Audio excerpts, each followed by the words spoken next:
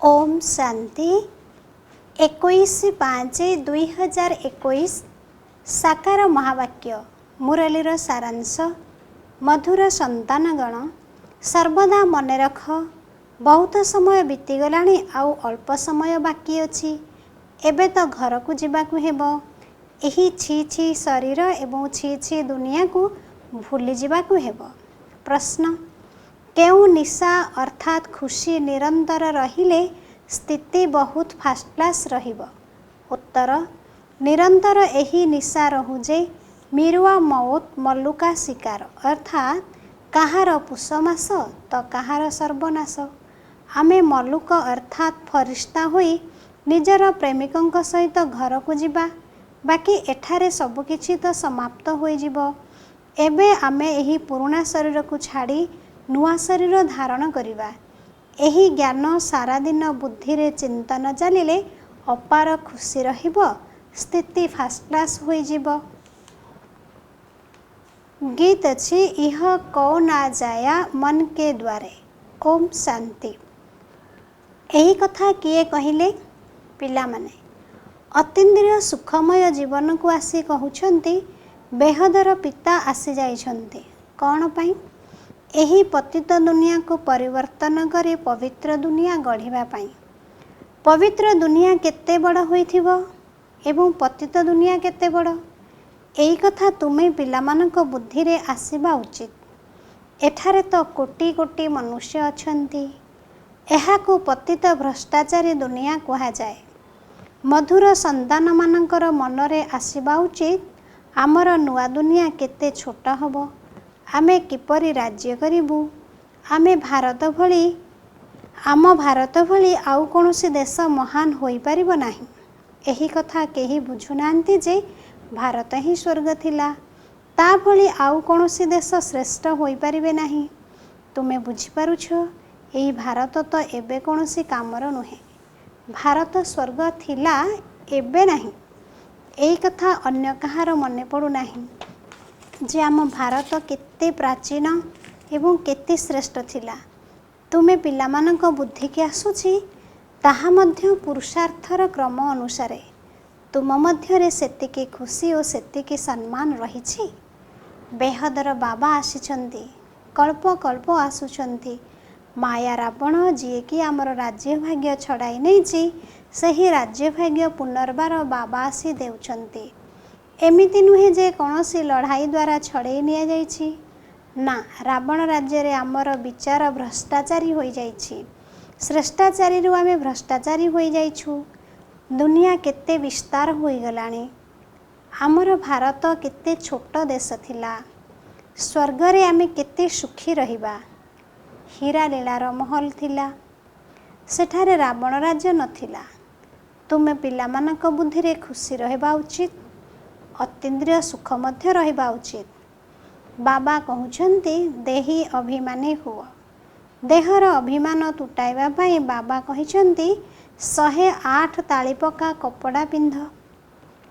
जदियो ब्रह्मा बाबांकर बड़ बड़ लोकंक सहित हीरानीला व्यवसायी मानक सहित संपर्क थिला, किंतु सही अभिमान किपरि दूर हबो?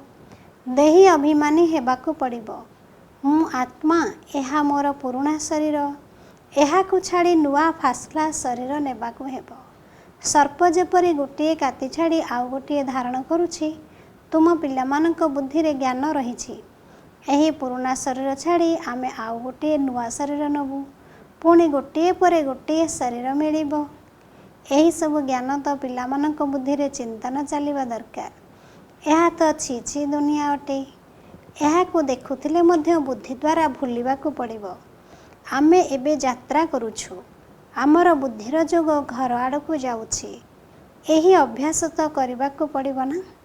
एही शरीर मध्य पुराना, दुनिया मध्य पुराना। साक्षात्कार तो करि नैछ। एबे एही देह एवं देहर सर्व संबंध को छाड़ी घर को जीवाकु हेबो। भितरे खुशी रहिछि जे एबे आमको घर को फेरिबाकु हेबो। बुद्धि जोग सेठारे ही लगाइबार अछि। जणे अन्य जन को एई कथा सुनाइबाकु हेबो। मनमना भव अर्थात निज को आत्मा मने करी बाबा को मने पकाओ। ଏହା बहुत शक्तिशाली मंत्र अटे। जदिओ गीता को बहुत लोक पढ़ुचंती किंतु अर्थ किछि बुझी नाहंती। जेपरि अन्य शास्त्र पढ़ुचंती सेहीपरि पढ़ी देउचंती। एही कथा केबे काहारी बुद्धि रे आसीबो नाही जे आमे भविष्यत पई राजयोग शिक्षा करूछु। बहुत समय चली गलाणी, एबे आउ अल्प समय बाकी अछि। एही भली निजर मनोरंजन करे खुशी रे रहिबा उचित। एही सब किछि तो समाप्त हेबाकु जाउछि। काहार सर्वनाश तो काहार पुषमास। आमे फरिश्ता होई निजर प्रेमिक बाबांग सहित घर को जिबा। एही कथा आत्मा मानकर पिता आसी शिक्षा देउछंती। बाबा पिला मानक सह साधारण भावे मिशुथिले मध्य से सर्वोच्च अटंती। बाबा आसीचंती बेहदर संपत्ति देवा पाई।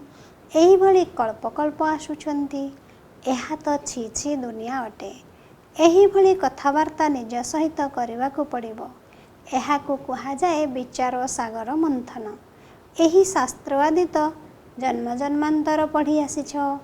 एबे जना पड़ुछि जे भारतवासी माने जेतिकी जप तप आदि करिछंती सेतिकी आउ केही करि नाहंती। जेउ माने प्रथमे आसीथिबे सेई माने ही अधिक भक्ति करिछंती एवं सेई माने ही ज्ञान जगरे मध्य आगुआ जिबे। काहेकि ना सेमानकु पुणी प्रथम नंबर रे आसीबार अछि। तुमे देखुछ केही केही तो बहुत भल पुरुषार्थ करुचंती। तुमे पिला माने जेउ माने केही आत्मिक सेवारे लागि रहिछ सेमानक पई तो बहुत भल। सेमाने वास्तविक भट्टी अर्थात परिवर्तन स्थान रे बसिछंती। सेही संबंध अतुट होई गला एवं जेउ माने गृहस्थ व्यवहार रे रही एही ज्ञान शुणुछंती एवं शुणाउछंती सेमाने पुरुणा मानक ठारु मध्य तीव्र गति रे जाउछंती। देखा जाउछि नुआ भावे आसीथिबा आत्मा माने बहुत तीव्र बेगरे आगको बढ़ुछंती। तुमे जदि तालिका बाहर करिवो तेबे जणा पड़ि जिवो। प्रथमे तुम मानकर माला तैयारी करा जायथिला। पुणी देखा गला जे केतेक भल भल पिला जे कि 3-4 नंबर रे थिले सेमाने मध्य चली गले, एकदम प्रजापद को आसीगले। एबे तुमर यह विद्यार्थी जीवन गृहस्थ व्यवहार मध्य रे रही मध्य एही पाठ पढ़िबा को पड़ुछि। बहुत पिला अछंती जे माने डबल पाठ पढ़ी थांती, जहाँ द्वारा सहजरे बहुत शीघ्र शीघ्र ऊपर को उठी जाती। तुमर काम हैला गृहस्थ व्यवहार रही एही पाठ पढ़िबा। एथिरे मध्य कन्या माने बहुत आगको जिबा उचित। कन्या मानक निमंते कन्हई बा गोपाल नामर गायन रहिछि। एमिति तो गोप माने मध्य अछंती कारण यह प्रवृत्ति मार्ग अटे ना। तुमे सत्य जुगरे देवी देवता धर्मर थिल। एही लक्ष्मी नारायण प्रवृत्ति मार्ग रे रही राज्य करुथिले। एही कथा तुम बुद्धि रे चिंतन चलिबा उचित जे आमे कौन होइछु। देवता माने केते फास्ट क्लास चरित्रवान थिले। भक्त माने सेमानक सम्मुखरे जाई महिमा गान करुछंती आपण सर्वगुण संपन्न 16 कला संपूर्ण। मु पापी कपटी, मु निर्गुणहार अटे, मो भितरे किछि गुण नाही। तेबे एथिरे भगवान को करुणा बा कृपा करिबा तो नाही। वास्तव रे करुणा बा कृपा निज निज भितरे ही करिबा को पड़ी थाए। तुम ही देवता थिलो, एबे कौन होई जाइछ निजकु देख एवं पुरुषार्थ करी पुनः देवता हुआ। श्यामरु सुंदर हेबा पाई पुरुषार्थ करने को पड़ी थाए। एही कथा तो भक्ति मार्ग रे कही थांती जे मु मरिबाकू जाउथिली अमुकर कृपारु बंचीगली बा तांको आशीर्वादरु बंचीगली। महात्मांकर हाथ धरी कहिबे आपणकर आशीर्वाद आवश्यक। एठारे तो पाठ पढ़ा हेउछि, कृपा आदिर किछि कथा नाही। मनमना भावर अर्थ मध्य रहिछि ना। दुनिया रे मंत्र तो बहुत देउचंती, अनेक प्रकारर हठयोग शिखाउचंती। प्रत्येकंकर शिक्षा अलगा अलगा अटे। हठयोगर नमूना देखिबाकू हेले जयपुर म्यूजियम रे जाई देख। एठारे तो केते आराम रे तुमे माने बसिछ। बुद्धिरे अछि बाबा आमको पुनर्बार राज्य भाग्य देउछंती। सेइठारे ही अद्वितीय देवी देवता धर्म थिला, अन्य कौनसी धर्म नथिला। दुईटी हाथरे ही ताली बाजी थाए। सेठारे गोटिए धर्म थिला, तेणु कौनसी झगड़ा हेउ नथिला। एबे हेउछि कलिजुग। कलिजुग शेष हेले भक्ति मध्य पूर्ण हेबो। एबे तो मनुष्यंकर केते वृद्धि होई चलिछि। ଧରଣୀର ଆୟତନ ତ ବଢ଼ୁନାହିଁ। ଧରଣୀର ଆୟତନ ଯେତିକି ସେତିକି ରହିଛି। ବାକି ମନୁଷ୍ୟ କମ୍ ବେଶୀ ହେଉଛନ୍ତି। ସେଠାରେ ମନୁଷ୍ୟ ବହୁତ କମ୍ ଥିବେ, କିନ୍ତୁ ଏଇ ଦୁନିଆ ହିଁ ରହିବ। ଦୁନିଆ ଛୋଟ ହୋଇଯିବ ନାହିଁ। ତୁମକୁ ବହୁତ ଖୁସି ଲାଗିବା ଉଚିତ। ଆମେ ଯୋଗବଳ ଦ୍ୱାରା ବାବାଙ୍କର ଶ୍ରୀମତ ଆଧାରରେ ନିଜର ରାଜ୍ୟ ସ୍ଥାପନ କରୁଛୁ। ବାବା କହୁଛନ୍ତି କେବଳ ମୋତେ ମନେ ପକାଅ, ତେବେ ତୁମର ପାପ ଭସ୍ମ ହୋଇଯିବ। ଆତ୍ମାରେ ହିଁ ବିକାର ରୂପୀ ଖାଦ୍ୟ ମିଶିଯାଇଛି ନା। କେବଳ କହୁଛନ୍ତି ସତୋ ରଜୋ ତମୋ।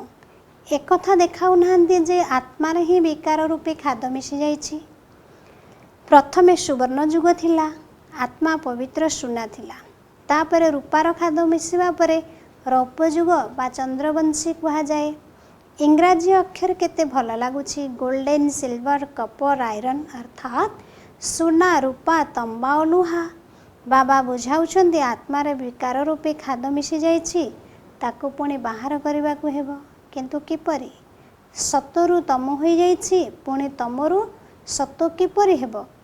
ଲୋକମାନେ ଭାବୁଛନ୍ତି ଗଙ୍ଗାରେ ସ୍ନାନ କରିବା ଦ୍ୱାରା ସତୋ ପ୍ରଧାନ ହୋଇଯିବ, କିନ୍ତୁ ଏହା ତ ହୋଇପାରିବ ନାହିଁ। ଗଙ୍ଗା ସ୍ନାନ ଆଦି ତ ପ୍ରତିଦିନ କରିଚାଲିଛନ୍ତି। କେହି କେହି ତ ନିଷ୍ଠାବାନ ଅର୍ଥାତ୍ ବହୁତ ଓଷାବାର ବ୍ରତ ଇତ୍ୟାଦି କରିଥାନ୍ତି। କେନାଲ ଆଦିରେ ଯାଇ ମଧ୍ୟ ସ୍ନାନ କରନ୍ତି। ତୁମକୁ ବାବା କହୁଛନ୍ତି ବାବାଙ୍କୁ ମନେ ପକାଇବାର ନିୟମକୁ ପକ୍କା କର। ସ୍ମୃତି ରୂପୀ ସ୍ନାନ ବା ଯାତ୍ରା କର। ବାବା ଜ୍ଞାନ ସ୍ନାନ ମଧ୍ୟ କରାଉଛନ୍ତି। ଯୋଗର ଯାତ୍ରା ମଧ୍ୟ ଶିଖାଉଛନ୍ତି। ବାବା ଜ୍ଞାନ ଦେଉଛନ୍ତି ନା।